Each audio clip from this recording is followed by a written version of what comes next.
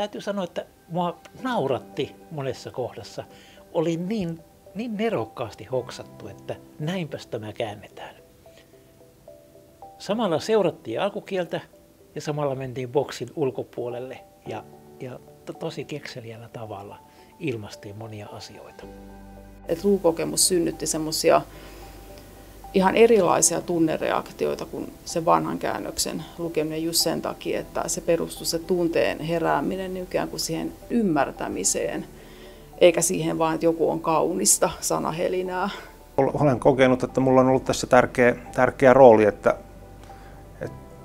se ei ole todellakaan merkityksetöntä, että miten mä ne sanat sinne asettelen, ja toivon, että mikään kohta ei olisi ihan käsittämätön.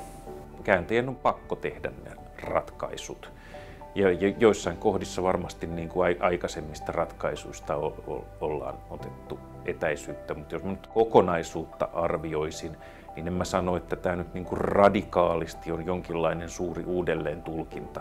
Kyllä mun mielestä kokonaisuus on mukavalla tavalla semmoinen raikas ja helppolukuinen ja semmoinen, jossa ei tarvitse niin kuin joka virkkeen jälkeen varmaan niin kuin pysähtyä sen kielen vuoksi siihen, että mitä se tarkoitti. Että kyllä tässä on pyritty tekemään niin ymmärrettävää ja selkeää käännöstä kuin on mahdollista. Ja mun mielestä siinä on onnistuttu. Vanha käännös olisi sellainen vanhanaikainen kuvaputki TV:stä, kuva on vähän sellainen pullistunut ja mustavalkoinen.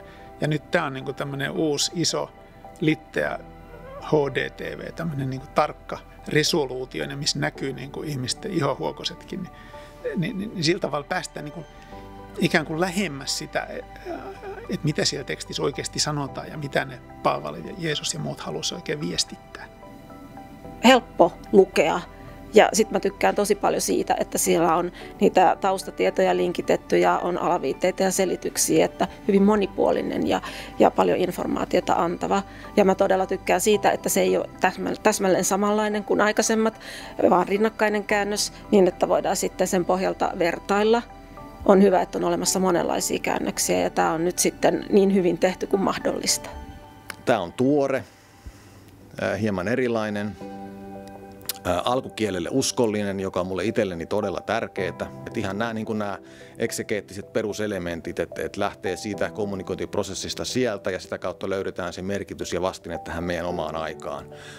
Niin tämä on ollut se tavoite, jota olen itse halunnut, jonka puolesta itse olen halunnut tehdä töitä tämän viimeisen 2,5 vuoden aikana. Ja näen, että me ollaan siinä kyllä onnistuttu ihan hyvin. Minusta tässä käännöksessä on erityisen hienoa se, että siinä on oikeasti otettu huomioon sekä kreikka että suomi. Siinä ollaan hirveän tiukasti koko ajan alkukielen äärellä ja toisaalta sitten kysytään, miten nykypäivän suomenkielinen lukija sen ymmärtää. Erityisen tärkeää on minusta korostaa, että tämä on käännös nimenomaan alkutekstistä. Tässä ei lähdetä parantelemaan 92, ei modernisoimaan jotain yksittäistä sanaa, vaan otetaan kreikankielinen teksti ja käännetään sitä, lähdetään aivan alusta lähtien liikkeelle. Mä oon ainakin itse työskennellyt sillä tavalla, että mä oon lukenut vaan sen alkutekstin ja sitten sen ehdotetun käännöksen.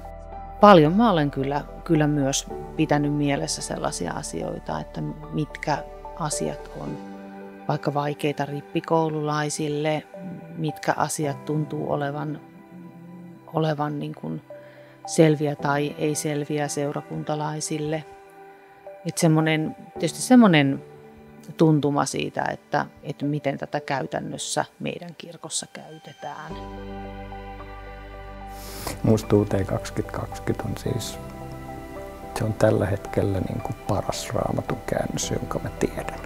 Se on ihan niin kuin huippua.